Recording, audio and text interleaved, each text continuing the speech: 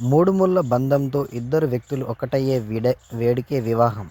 పెళ్లి అనేది ప్రతి ఒక్కరి జీవితంలో ముఖ్య పాత్ర పోషిస్తుందనడంలో ఎటువంటి సందేహం అక్కర్లేదు. పెళ్లి తంతులో కేవలం ఇద్దరు వ్యక్తులే కాకుండా వారి కుటుంబాలు సైతం ఒక్కటవుతాయి. అందుకే పెళ్లి విషయంలో అటేడు తరాలు ఇటేడు తరాలు చూసి అయినా కానీ మంచి సంబంధం ఫిక్స్ చేసుకుంటారు. ఈ క్రమంలో ఓ అమ్మాయికి పెళ్లి ఫిక్స్ అయింది. ఇక వివాహానికి 10 రోజులే సమయం ఉందనగా పెళ్లి శుభలేఖలు పంచేశారు. పెళ్లి పనులు సైతం శరవేగంగా జరుగుతున్నాయి. అనుకోని సంఘటనతో వరుడు కుటుంబం, వధువు ఫ్యామిలీ అంతా షాకు. అసలు ఏం జరిగింది? అసలు ఎందుకు షాక్ అయ్యారు? తెలుసుకుందాం. కుమార్తె పెళ్లి అంటే ఎన్ని తనే చూసుకునేది ఆమె తల్లి ఏకంగా కాబోయే వరుడితో జంప్ అయింది. కాబోయే అల్లుడితో లేచిపోవడమే కాకుండా ఇంట్లోని 3.5 లక్షల నగదు, 5 లక్షల విలువైన బంగారు నగలను సైతం పట్టుకుపోవడం సార్వత్ర చర్చనీయాంశంగా మారింది.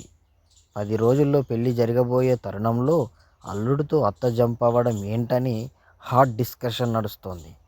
ఈ ఘటన ఉత్తరప్రదేశ్లోని అలీగఢ్లో చోటు చేసుకుంది. ఆలస్యంగా వెలుగులోకి వచ్చిన ఈ ఘటన ఫుల్ వైరల్గా మారింది.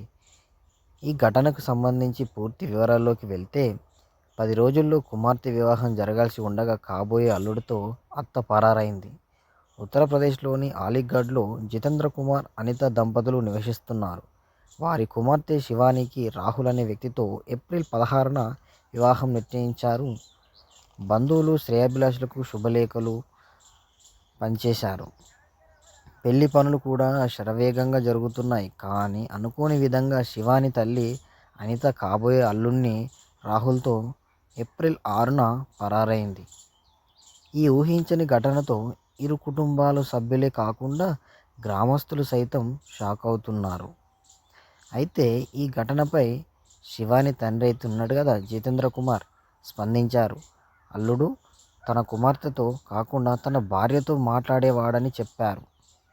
రోజులో 22 గంటలు ఫోన్లో మాట్లాడుతుండటాన్ని గమనించానని, కానీ త్వరలో పెళ్లి జరుగుతుండడంతో ఏమీ అనలేకపోయానని అన్నారు రాహుల్ని. అనిత ఫోన్లు స్విచ్ ఆఫ్ వస్తున్నాయని తెలిపారు. గత 3-4 నెలలుగా రాహుల్ తన తల్లి ఫోన్లో విపరీతమైన మాట్లాడుకుంటున్నారని పెళ్లి కూతురు శివాని చెబుతుంది.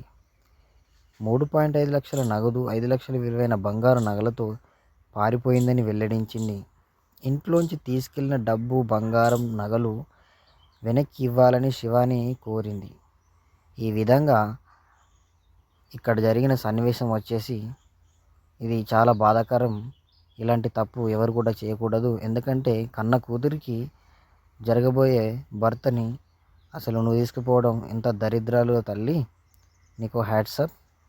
ఇలాంటి పనులు ఎవరు చేయకండి. ఈ వీడియో కనుక నచ్చితే మన ఛానల్ను లైక్ చేసి సబ్స్క్రైబ్ చేసుకోండి ఫ్రెండ్స్. ఉంటా friends, bye bye, see you. Jai Hind, జై హింద్.